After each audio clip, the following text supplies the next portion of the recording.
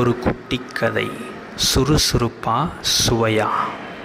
உணவை சேகரித்து கொண்டிருந்த எறும்பு ஒன்று மலரில் அமர்ந்திருந்த தேனீயை பார்த்து, தேனீயே, மலரில் அமர்ந்து என்ன செய்து கொண்டிருக்கிறாய் என்றதாம்.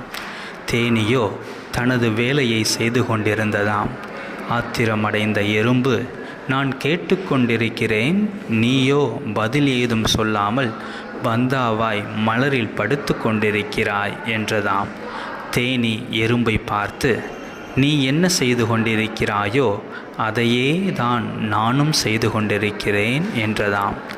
எறும்போ, நான் எனக்கான உணவை சேகரித்து கொண்டிருக்கிறேன், ஆனால் நீயோ மலரில் படுத்துறங்குகிறாய் என்றதாம். தேனீயோ, நான் படுத்துறங்கவில்லை எறும்பே, நானும் எனக்கான உணவைத்தான் சேகரித்து கொண்டிருக்கிறேன் என்றதாம். அப்படியா? ஆனால் அப்படி ஒன்றும் தெரியவில்லையே என்றது எறும்பு. நான் மலரிலிருந்து தேன் துளிகளை கொஞ்சம் கொஞ்சமாக சேகரித்துக்கிறேன் என்றது தேனீ. நானும் தான் உணவை சேகரிக்கிறேன். என்னை விட அதிகமாக உன்னால் உணவை சேகரிக்க முடியுமா என்ன என்றதாம் எறும்பு.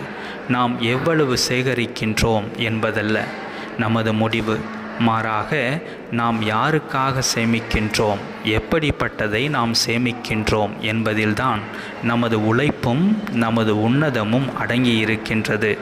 எறும்புகளாகிய நீங்கள் சேகரிப்பது உங்களுக்காக மட்டுமே, ஆனால் தேனீக்களாகிய நாங்கள் சேகரிப்பதோ எல்லாருக்காகவுமானது.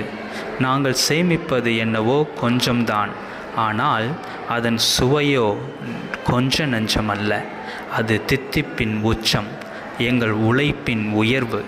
நீங்கள் சுறுசுறுப்புக்கு மட்டும்தான் எடுத்துக்காட்டு, ஆனால் நாங்களோ சுறுசுறுப்புக்கும் எடுத்துக்காட்டு, சுவைக்கும் எடுத்துக்காட்டு என்றதாம் தேனீ. எறும்போ தனது தலையை கீழே தொங்க போட்டு வெட்கத்தோடு சென்றதாம். உலகின் தலை சிறந்த சொல் செயல்.